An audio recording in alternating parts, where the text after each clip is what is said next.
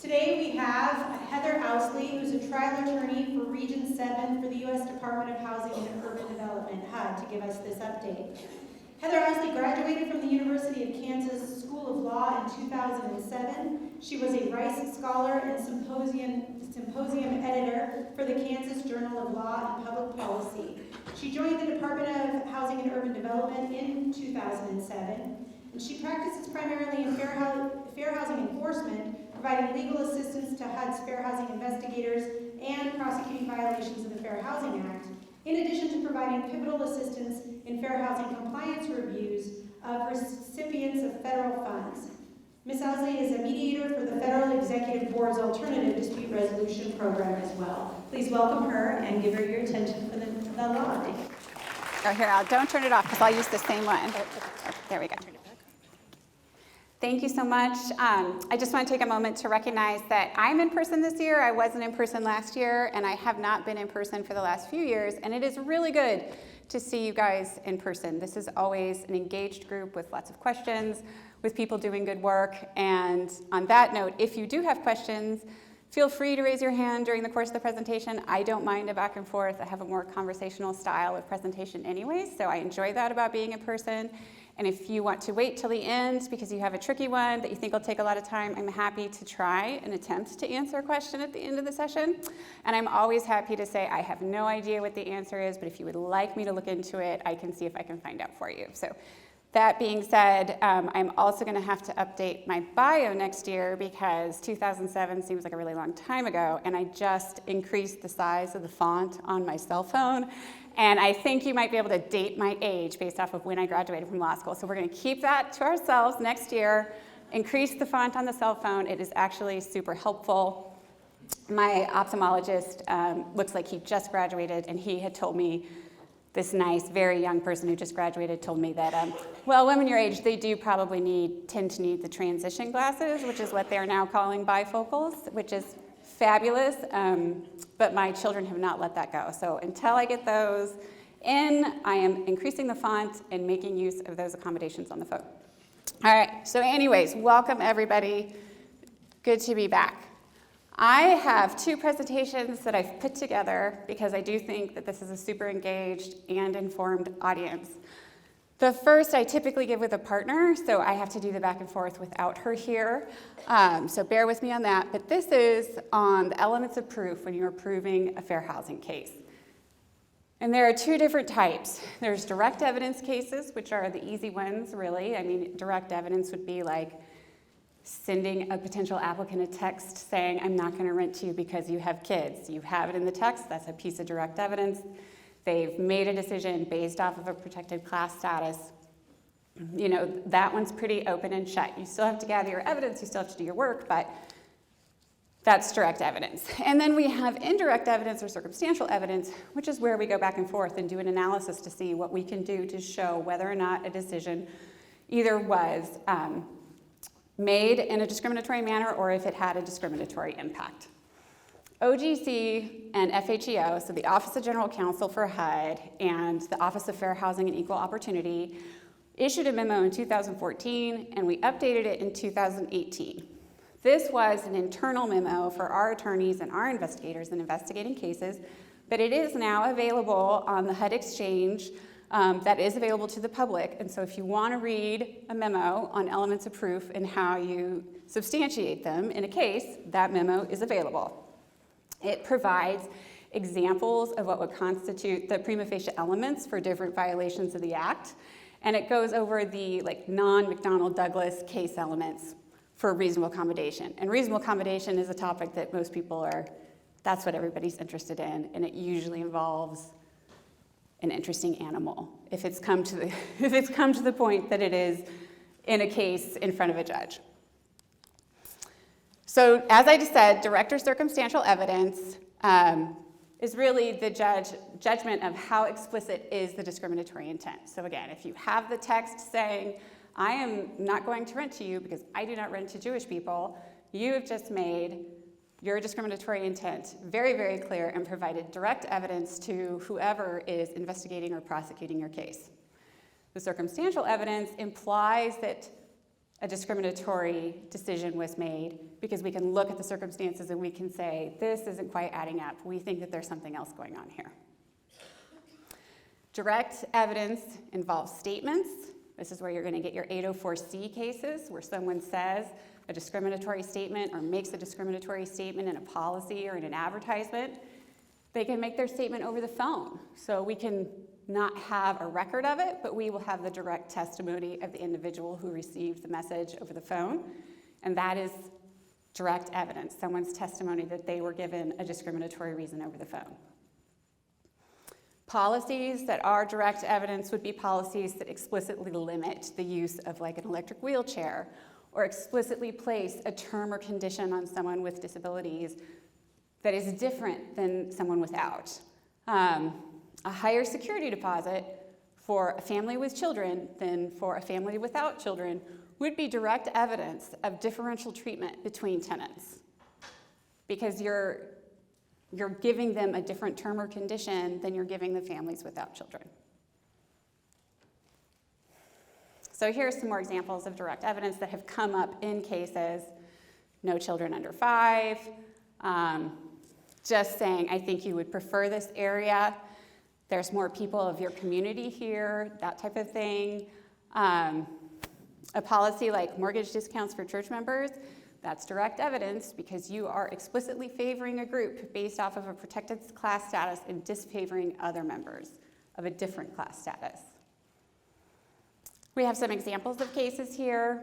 In Harris v. Izutaki, it was a statement from a housing provider's agent within hearing distance of a tenant, and he said, owners don't want to rent to blacks. That's direct evidence of that discriminatory intent. Statements occurred in this US v. Land Corp case that no blacks lived in the development and were not allowed there as guests. Policies requiring the use of motorized wheelchair at retirement communities to obtain liability insurance.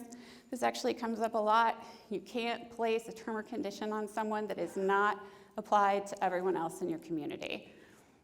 It's in writing. You're saying, we're going to require that you get liability insurance, and we're not going to require anybody else to, and we're requiring it directly based off of your disability of mobility impairment. And then a statement that a respondent or a landlord would not rent to a complainant because her children would make too much noise was also direct evidence of discriminatory intent towards children. I also recently had a case involving a familial status complaint where the tenant went to look at the unit and had her small child with her. And I don't know if anybody here has kids. I have kids. One of my kids is really active, has always been really active his whole life. He'll either run a corporation or I don't know what he's going to do, but he's active. And if you have that kid who's kind of bouncing around, he's an angel, he's beautiful, I love him, bounces around a lot. That's what this woman's kid was doing when they went to go look at the unit. And she denied her rental application. And she said it was because they wouldn't be a good fit. And then on Facebook, she made comments about, applicants these days and people not controlling their kids. And small town in Kansas, right? Everybody knows everybody. It's Mayberry. Now everybody knows everybody on the internet. And screenshots are forever. And so that got back to the tenant who was denied, and it got to us. Determining if evidence is direct is a different determination than making a determination as to whether or not evidence is credible. So direct evidence is usually credible because we have it, it's tangible, we can look at it. Making a determination if something is credible, whether it comes from like a witness or another set of circumstance or facts, this is where you're building a case and doing the legwork in an investigation. So you're corroborating statements, you're timing out, you're making a timeline to say, this person got this information at this time and they made this decision roughly 5 minutes after. The correlation, the causation between getting the information and making the decision, we can build that connection. That's a credible timeline. Is their behavior consistent with other behaviors they've exhibited? Do people believe this? One of the things we sometimes run into is when we have a witness, the witness may present as having a lack of credibility based off of assumptions we might make about the witness. And cases don't happen in a vacuum. And so people who might be inclined to take advantage or to discriminate may be discriminating or taking advantage of individuals who are vulnerable. And they may be vulnerable because they are low income or because they have a history of drug or alcohol abuse, or potentially because they have what the general public might consider a seedy background. The second half of my presentation today is going to cover sexual harassment, and we find frequently that victims of sexual harassment under the Act are vulnerable women, sometimes with children, who cannot find housing elsewhere, and also have potentially problems with credibility because society sees them as either, they work in the sex industry, or they have a history of drug or alcohol abuse. And so, well, who is going to believe this woman?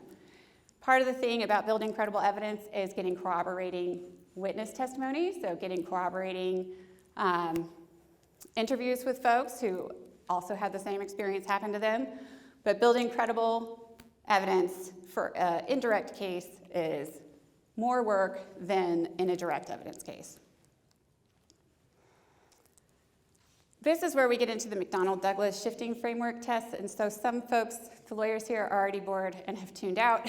If you're not a lawyer, McDonnell-Douglas framework is when you have the burden shifting of the complainant says, this happened. The respondent then says, well, that may have happened, but I had a non-discriminatory reason for doing it. And then the complainant has to come back and show that their non-discriminatory reason that they proffered is actually pretextual and that it is not actually the reason. A direct evidence case, you don't have to do that burden shifting framework analysis because, again, we have it. We have your discriminatory intent in the text or in the policy that you've already written. So there's no question. We don't have to do this back and forth. We know why you did it. You did it because you were discriminating. Oh, I already did this one. Back to the circumstantial evidence. This is the McDonnell-Douglas burden shifting. This is why I need Monica here to keep me in line so we can bounce back and forth. But the 3 steps are there. So first, the burden is to say, these are all the elements of the prima facie case. So on its face, that there was discrimination. For example, the person was a member of a protected class. The person applied to live at a unit. The person was denied tenancy. And then someone else who is not a member of that protected class status applied and got tenancy. So that we could say, we have the basic elements that discrimination occurred here. Then the respondent could come back and say, hey, I had a legitimate non-discriminatory reason for my actions, and that legitimate non-discriminatory reason was I did a criminal background check, and I found that there was a criminal history there that I'm not going to rent to. The third part of the step would then be to say, is there evidence that the reason you're proffering for your decision is not accurate and that it's pretextual? What if the criminal background test that they did brought up information from 30 years ago and it was a minor violation from not paying traffic tickets? I'm curious about that. What is that policy that you have in place? Are you really denying someone based off their criminal background check, or is that what you're telling us after the fact? Let's look at what you've done with your other tenants. Let's look at how you've made decisions with other people to see if what you're telling us is accurate. Oh my gosh, I'm jumping ahead for each slide. I didn't use criminal background for this one though. So basically you're getting to that last step as to whether or not there's additional evidence that exists indicating that there was discriminatory intent in the decision made by the housing provider. So is there suspicious timing in their decision-making process? Are there any procedural irregularities in how they process this individual's application? Was the house taken off the market? Was the unit taken off the market and then placed back on the market a month later or 6 weeks later? Were there questionable statements made by the decision makers? Did they give you more than one reason or contradictory reasons? And we can look at all of that and say, okay, we have suspicions that what you're saying is not accurate. Circumstantial evidence and a refusal to deal. So this is when you don't even get necessarily to the application phase. You just have someone making a general inquiry, and they are either dissuaded or turned away. And the other individuals who are not members of a different protected class are not treated that way.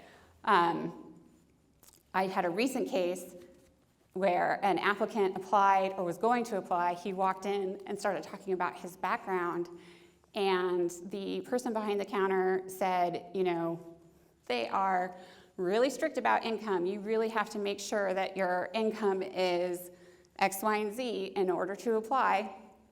And it was an outrageous percentage of rent to income ratio that was not in their policy. It was not the policy that they had in place at the housing provider. And the individual who was going to apply, who was an older African-American gentleman, did not apply because he did not think that he would meet their qualifications for the income to rent ratio. But that wasn't the policy there. And some additional work needed to be done to find out what the policy was and what was being put in place and what was the practice.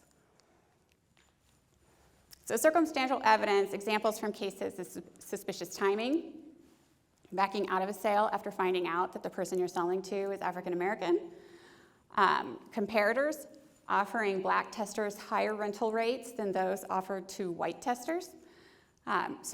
With testing, you know, you send in people, you pay testers, and they go in and they apply, and then they come back and report to you their treatment, and you look to see as to whether or not everybody's receiving the same equal treatment when they go to apply for housing.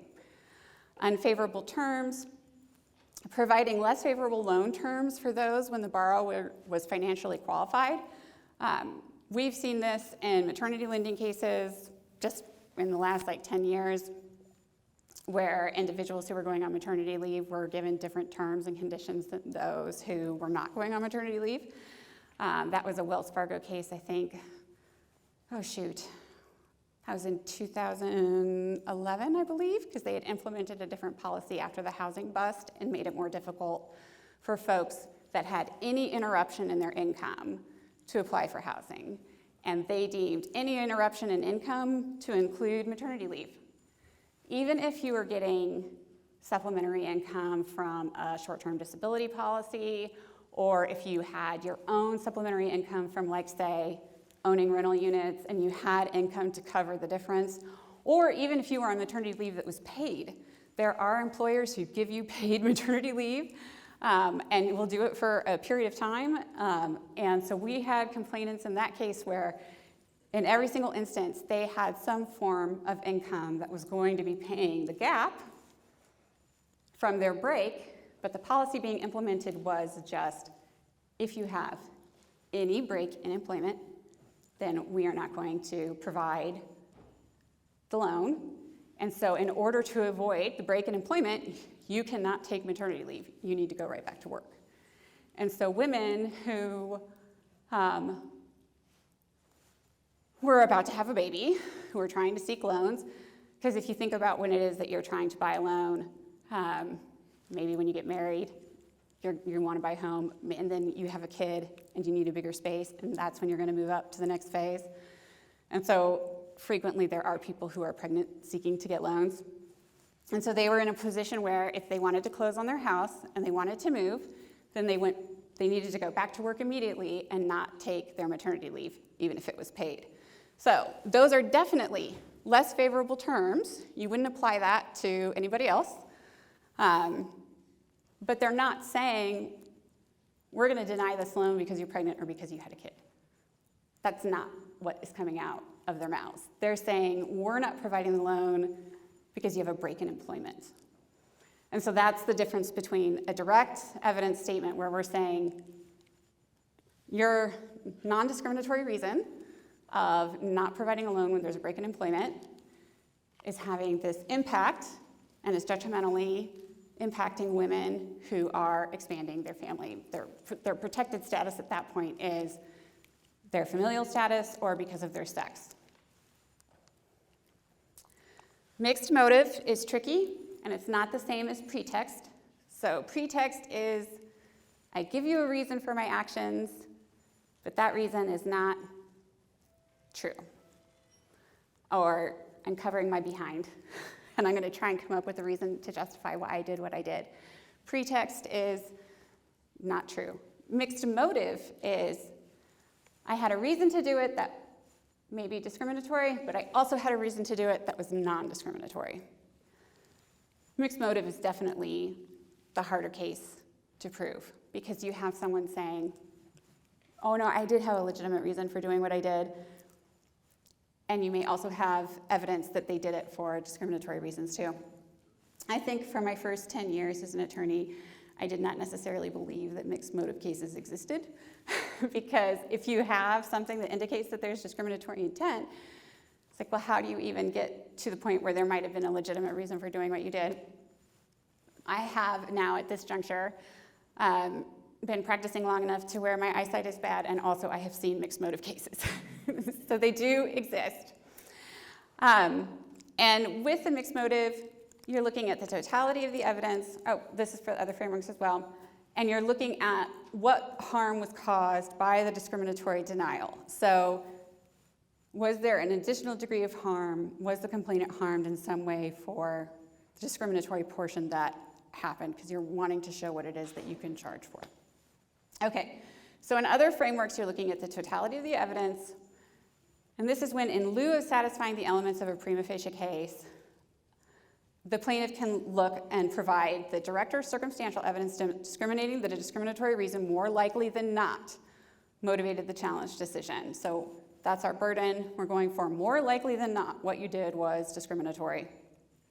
Because the need for flexibility sometimes justifies bypassing other approaches and considering whether the totality of the evidence permits a finding of discrimination. So if we're looking at everything, and we think that it is more likely than not that you have a situation in which this was motivated by a discriminatory intent, then that totality of that evidence is what we would move forward with in the case. We have different frameworks, including Arlington Heights, where we look at the discriminatory effect of the defendant's action. We look at the historical background of the decision, the sequence of events leading up to a decision. Any departures from normal procedural process are something that we would look at. I always try to tell housing providers or a housing provider's attorney, if they have an attorney, should tell them to put a policy in place, make sure your policy is non-discriminatory, put a practice in place that goes with your policy, and then follow your practice. This is what we're going to do. If you deviate from a typical policy or practice or do something different, then people will look at it and ask, well, why was this case handled differently? Anything that differs from normal substantive criteria, so if substantive criteria in determining to rent is based off of your income, your employment history, or your rental history, and then all of a sudden somebody out of left field decides they also want to put another thing that they're going to look at specifically for you, well, why is that? Why is it that with all of your other tenants, these are the 3 things you look at, but with this particular applicant, you want to look at something else? If you're dealing with a respondent that involves a municipality or a state agency, you may want to look at the legislative and administrative history of a decision. Drove through Iowa for just a split second on my way here today. And if anyone is familiar with the history of the conciliation agreement that was entered into between the agency and Dubuque, there was a lot of looking at the administrative history for their municipal city council meetings and a lot of the history of what was going on in Dubuque. This was also several years ago, but they had implemented a policy preference point system at their public housing agency. And it was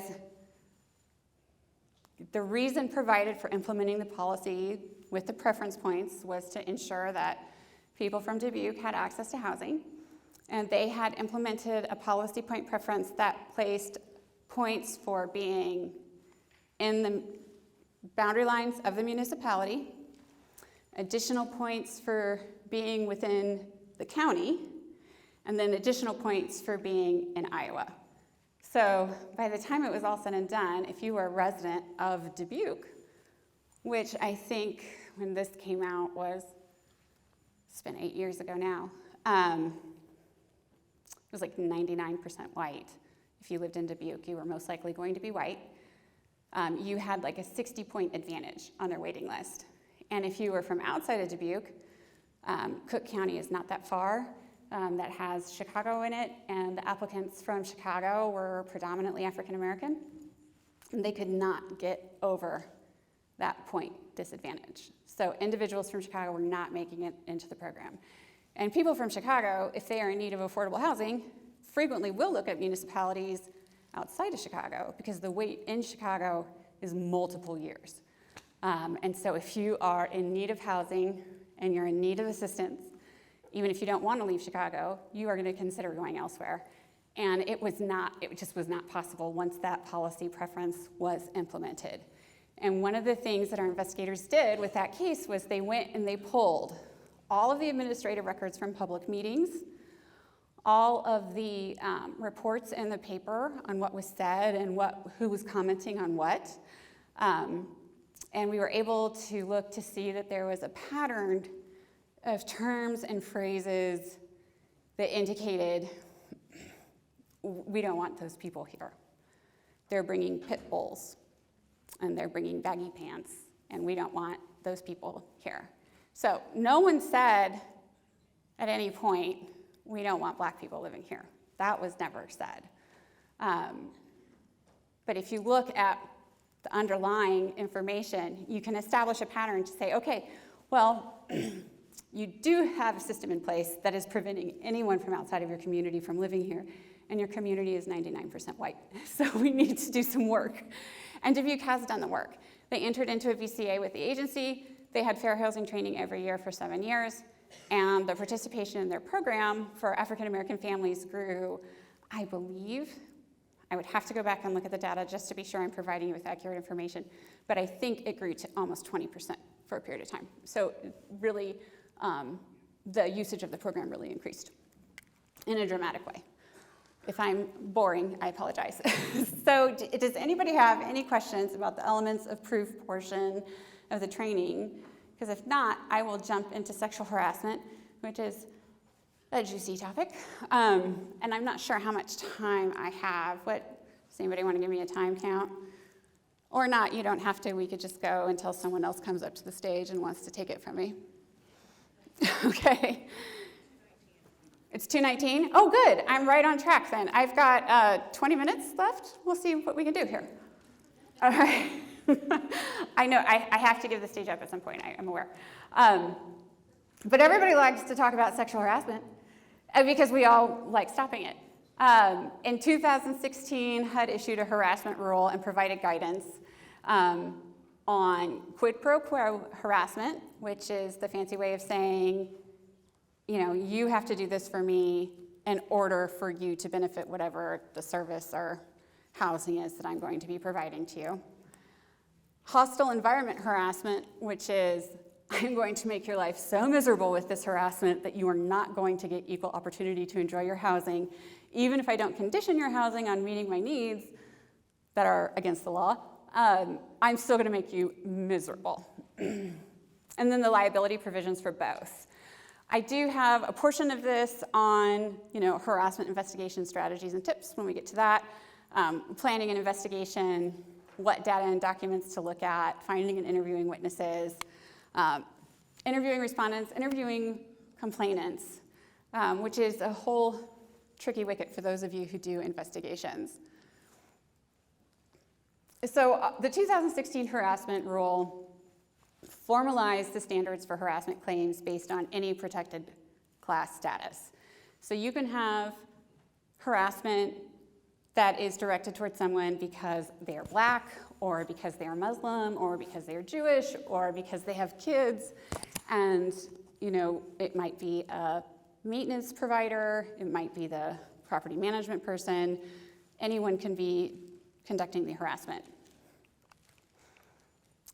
It clarifies that harassment may violate multiple Fair Housing Act provisions because harassment can violate an 804A if you decide, so I apologize. 804A is denial of housing. 804B is terms and conditions. 804C is a discriminatory statement. And you can get all three with sexual harassment. It's a one-stop shop. So if I'm harassing you because you're a woman and I say that out loud, that's an 804C. If I'm harassing you to the point where you no longer want to live in your property and you want to get out, I just did an 804A because it costs you access to your housing. And if I say, well, if you want this fixed in your unit, then you have to, that's an 804B because terms and conditions, if I'm providing maintenance as a term and condition of your lease and I'm caveating it on some sort of requirement, that's an 804B. You can also get to an 818, and this is just the anti-harassment violation portion of the act that says you can't harass and it says you can't retaliate. So 818 covers more than one topic, but we frequently will pair an 818 with an 804B. So the 818 is the you can't harass someone, and the 804B is the terms and conditions. Because what the harassment does is it creates a different term or condition for the person facing the harassment. If you're harassing a woman, she is receiving different treatment in the services she's receiving from you than her next door neighbor who's a man who's not being harassed. Does that make sense? How you get to the 804B and the 818 together.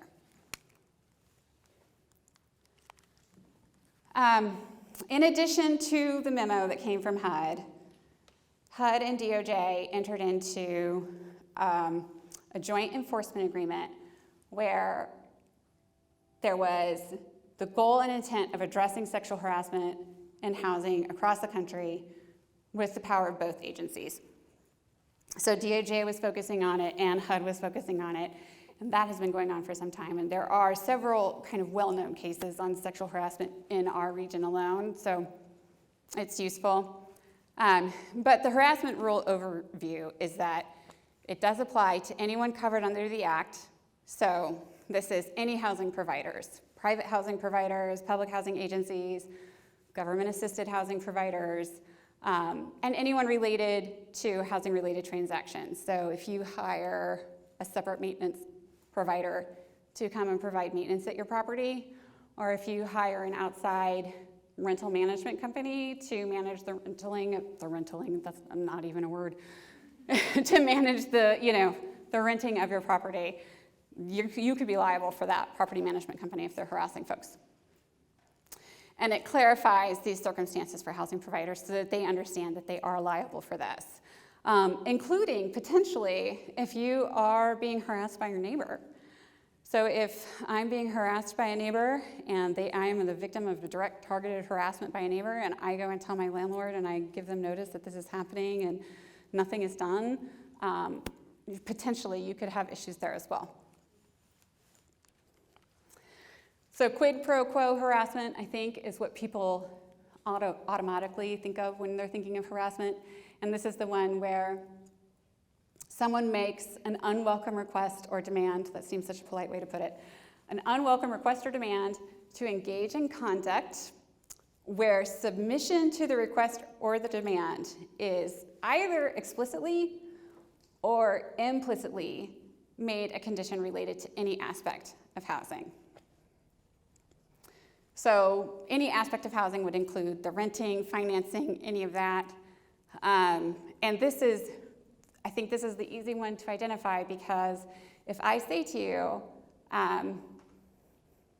oh, you don't have money to rent this month, well, you're gonna have to sleep with me if you want to continue to live here. And then you don't sleep with me and I issue you an eviction notice, that's clear-cut quid pro quo harassment. I made an offer, I conditioned that offer on you being allowed to live here, and then I acted on it. Well, even just making the offer, even if I didn't act on it, you're still violating the act. But it's very easy to see that that is discriminatory and that is not allowed under the act. What's important to note here is that even if a victim agrees to it, even if a victim sleeps with the landlord, even if the victim does whatever it is that the landlord asked them to do, it's still a violation of the act. The victim can't acquiesce to sexual harassment and make it okay for the landlord to get out of liability for it. It's not okay.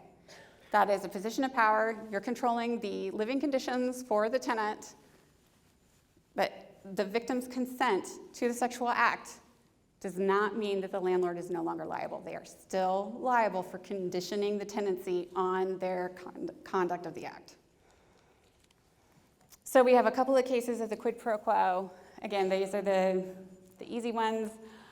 Quigley v. Winter, which held that the landlord violated the act by implicitly conditioning the return of the tenant's security deposit on seeing more of her body or receiving a sexual favor. So he hinted at it. He didn't say it directly, but she was left with the impression that if she did not acquiesce, she would not receive her security deposit back. And then in Woods v. Foster, a court held quid pro quo claims should not be dismissed where female residents of a homeless shelter were subjected to unwelcome requests for sexual favors and coerced into providing sex in exchange for maintaining their housing. And I'll just point out the Woods v. Foster case is one of those cases where you have victims who are more vulnerable. So you have victims who were homeless.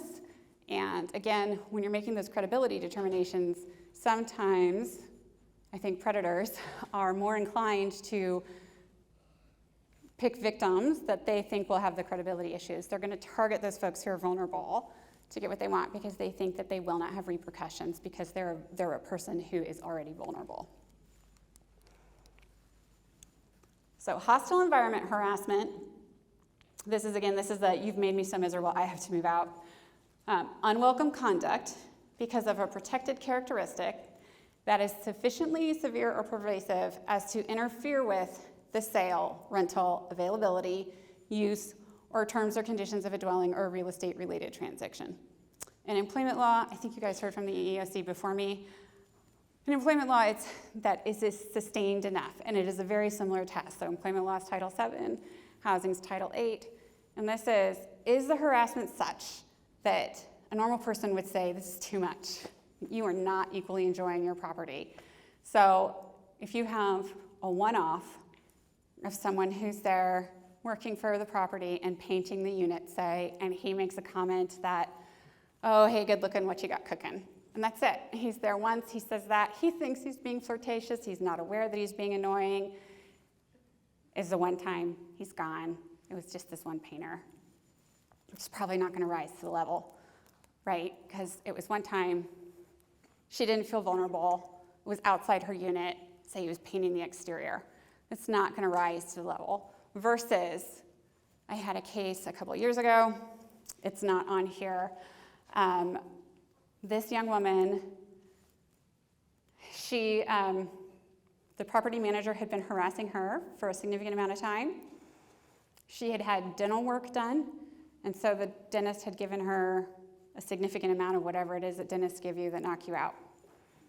She had been taken home by a friend, gone inside her unit, had taken a shower because she was going to go to bed, very drugged. Maintenance provider came in her unit and propositioned her.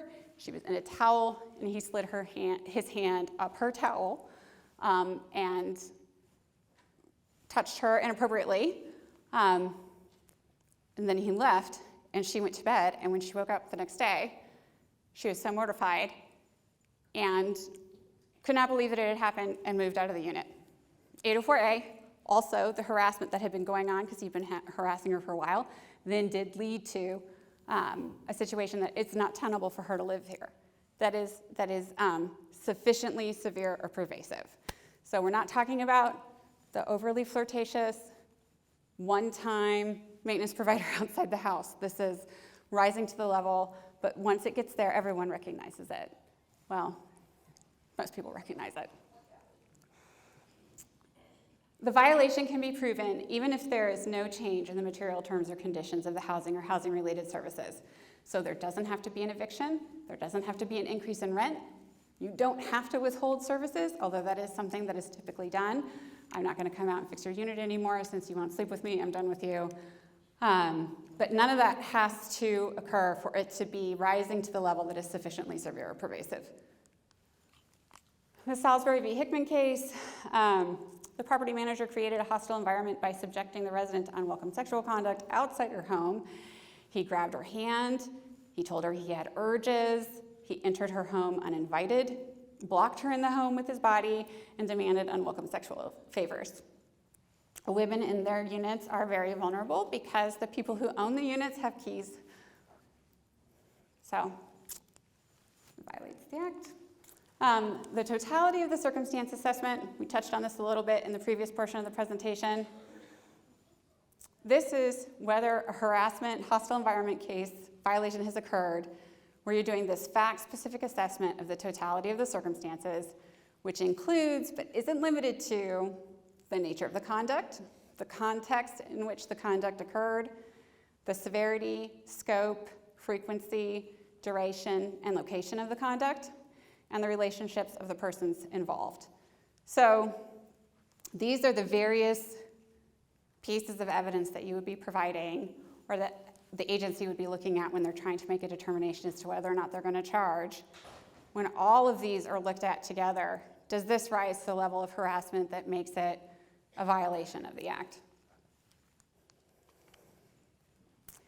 You don't have to have psychological or physical harm to prove hostile environment harassment is occurring. So I'm going to repeat that. You don't have to be psychologically harmed, and you don't have to be physically harmed for a violation of the act to occur. The flip side of that, of course, is that you find your victims as they are. So if you have a victim who has high anxiety and depression already, and they suffer psychologically from your harassment in a way that someone who didn't have those pre-existing conditions maybe perhaps would not, you are responsible for the additional levels of harm you've caused because that individual was more vulnerable. Evidence of psychological or physical harm can be relevant, though, when you're determining whether hostile environment existed and the amount of damages that the victim is entitled to. So under the Fair Housing Act, you are entitled to both out-of-pocket expense damages, and you're entitled to mental anguish damages. You can do the assessment and you can prove both. So out-of-pocket, that's easy, right? I can show you the receipts. I was renting from this gentleman, he harassed me, I moved out, and now the unit I'm living in is $300 more a month. That's an easy one to prove. I'm paying $300 more a month. Say I lived there for 2 years, all of a sudden I've got $7,200 worth of damages that I would not have paid, but for the fact that your harassment forced me out. But what if I also suffered significant emotional distress? That's not out of pocket, but I can tell you I've had complainants who lost 20 pounds, who were no longer able to sleep, who lost their own self-worth and self-esteem, who felt mortified that their children had witnessed the harassment and did not know how to explain to their young children either why they acquiesced or why they didn't. And all of that is calculable, and I'm going to do everything I can in my capacity as a prosecutor to get every penny out of somebody who does this to a vulnerable woman and her children, because that makes me feel good at the end of the day, and I like suing bigots. I don't know why everybody else does it.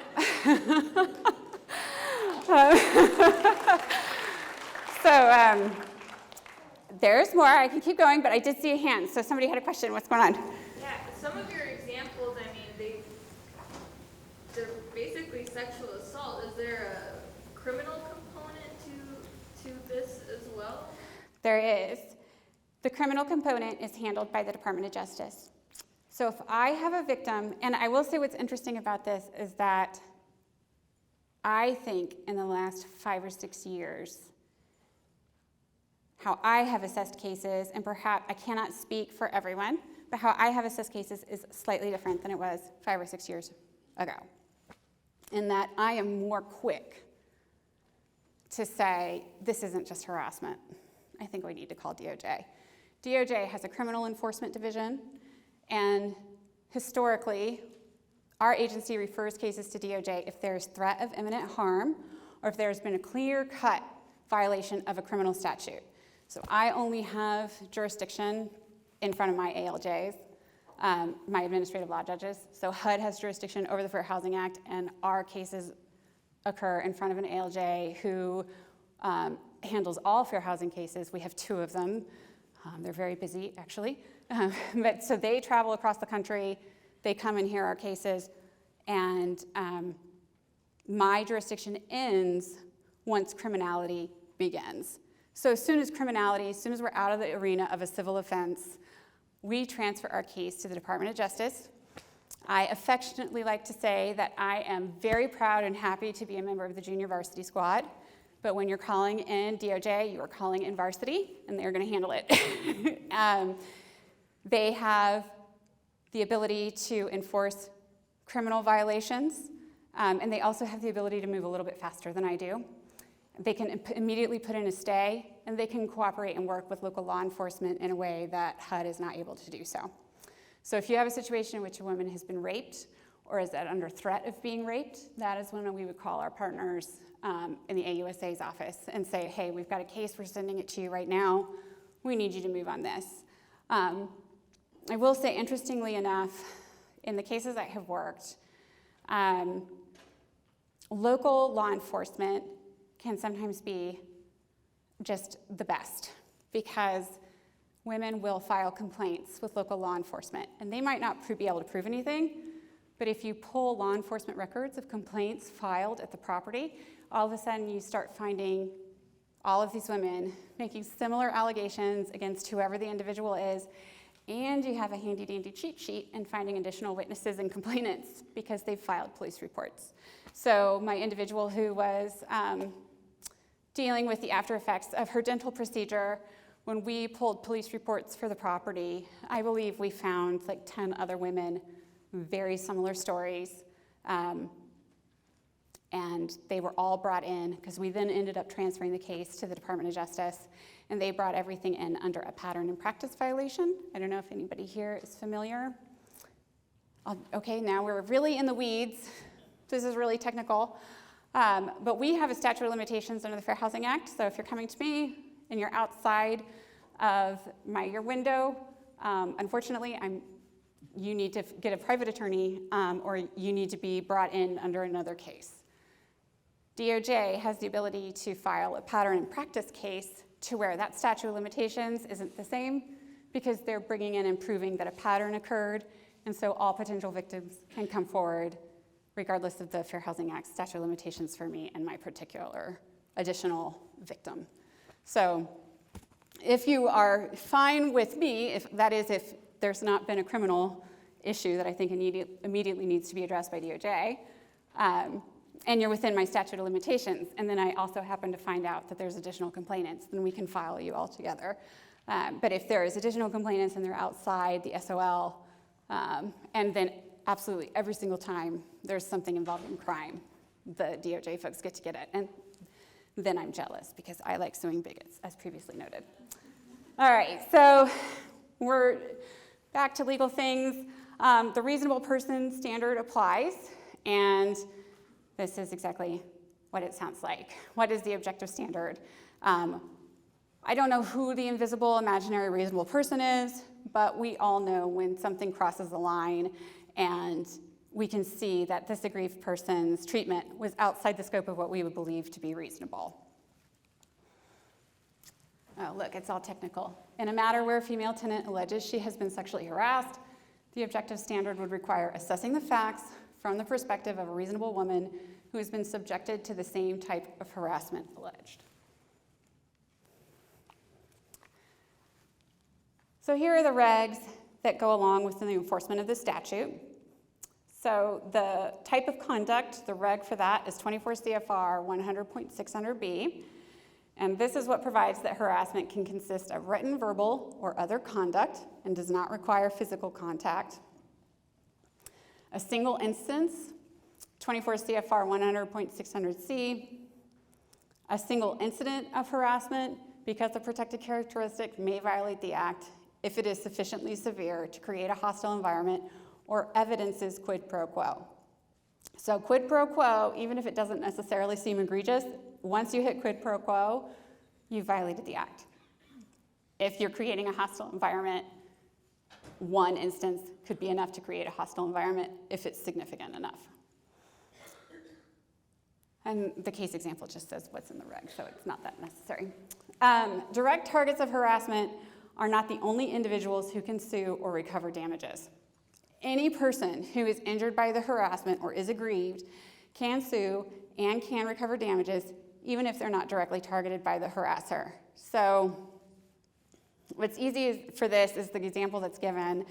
It's the minor children or the grandchildren of the tenant who is being sexually harassed by the homeowner's, in this instance, association employee, because the individual is relying on the head of household, who is the person being harassed, to provide housing, absolutely can suffer when that member of the household is being harassed. Children absolutely have damages, as do grandchildren. They may end up having to move housing, switch schools, suffer from the stress of seeing their loved one and their provider stressed. We can substantiate those. And we can substantiate those based off of the testimony of the children or the testimony of the parent alone. There have been instances where complainants and their aggrieved folks have provided more than just testimony. So you can see it in medical records, you can see it in academic records, but if the child's behavior shifts to where you had a straight A student who then became a C student because am I out of time? Oh, I'm so sad. All right, well, in any event, I can answer questions. There's ways to prove that children have been aggrieved, either via testimony or via records. I had more slides, but that is okay. And I'm happy to answer questions both now and afterwards if I need to. Am I good? Hi. Right. Yeah, I'm good? Okay. Sorry I didn't finish. I'm trying to go fast. I don't know. Does anybody have questions? Does anybody have any questions for Heather? Somebody in here has a reasonable accommodation case involving a dog. I don't think I've ever been to this program where I somebody... have a question. Okay, perfect. I have a question about an ESA that it would be a pit bull, and they're renting from a landlord that doesn't allow pets at all, but they're willing to make an accommodation for the pit bull, but they are requiring liability insurance, as that's also part of city law that anyone with a pit bull is required to have liability insurance. Is that okay under the Fair Housing Act? I'm always hesitant to say whether or not something violates the act or doesn't violate the act when I don't have an entire file in front of me to do a full assessment. With that caveat being said, when we're granting a reasonable accommodation for an emotional support animal, because I'm assuming what we're dealing with here is an emotional support animal and not a service provider that assists someone with like a physical disability, you're not able to condition that. In this instance, though, it sounds like the conditioning is coming from the municipality and not necessarily the landlord.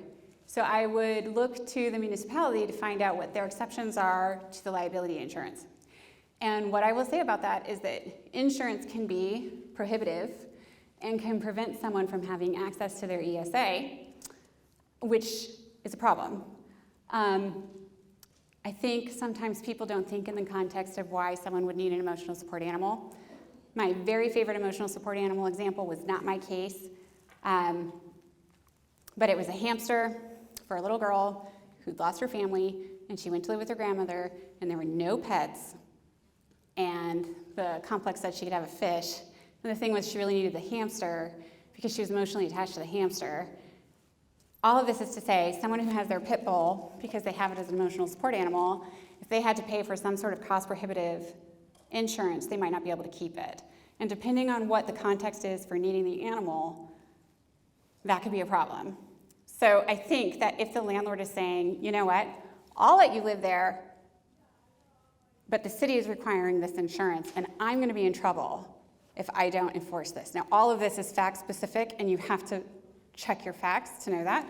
But then you would go to the municipality and say, this is a problem because you're going to prohibit this person from having access to their ESA. Anybody else? No? Okay.